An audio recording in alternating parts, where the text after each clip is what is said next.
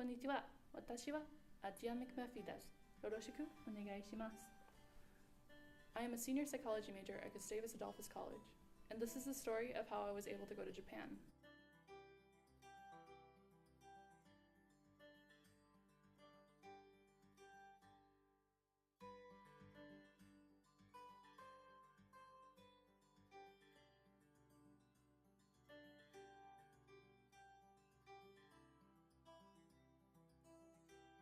Starting out college, I never thought that I'd be able to study abroad, let alone to Japan, because of how expensive it was and how far out of my comfort zone it was. This all changed my junior year. I started to talk to professors and advisors, asking about the different programs that were available to me as a Gustavus student to see if I could study abroad at all. It was brought to my attention that Gustavus has a sister college in Japan called Kansai Gaidai University. It's located in Osaka, and it was close to 3 huge cities in Japan that I've always wanted to go to. This was perfect for me, as my credits and my financial aid would transfer over from Gustavus to Kansai, making the trip more affordable for me. There were other costs, however, that I needed help with, especially airfare being the main obstacle. This is when I found out about the Freeman Asia Scholarship. It was almost too perfect. A needs-based scholarship that also encouraged students who received it to share their experiences with other people. I had to try, so I decided to throw my hat in the ring and apply. Applying for the Freeman Scholarship may seem harrowing at first, but I can assure you that it is possible. The main advice I would give to people who are thinking about applying to Freeman Scholarship or other scholarships like it is to work on your application essays. Your application essays are basically your first impression, and they can make or break your application. I found out that I was a recipient of the Freeman Scholarship in April of 2018. I was ecstatic, to say the least.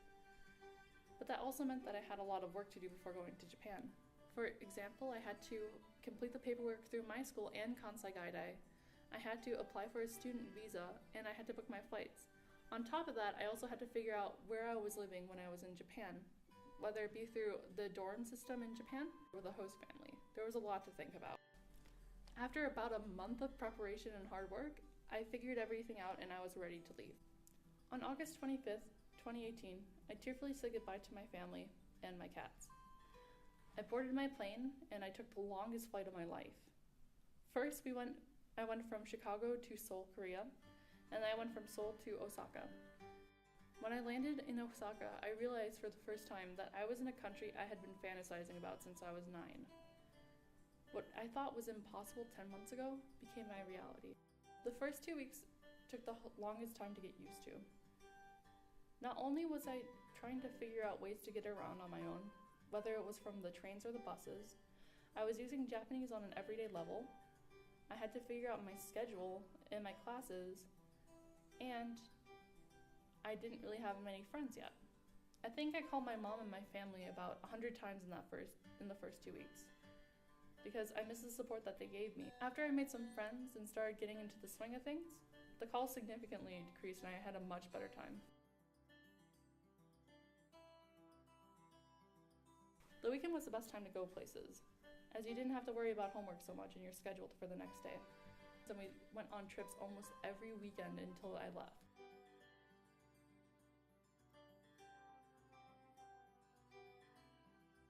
One of my favorite trips I took was when I went with my friends to Fushimi Inari Shrine. We decided on a whim on our way to the shrine to rent yukata so we could walk all the way up the mountain in yukata. It was enlightening to see all the different shrines, and to see that Japanese people today still practice the same traditions that they did hundreds of years ago.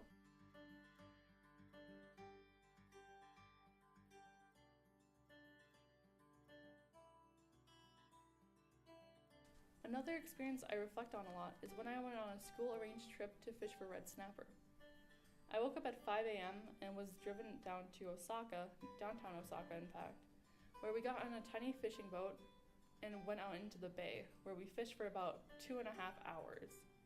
After we all caught some fish, we went back to shore where in a hotel they prepared our meal for us. I think it was the best fish I ever tasted, not only because of how fresh it was, but because I worked hard for the fish, and I went out of my comfort zone to do so.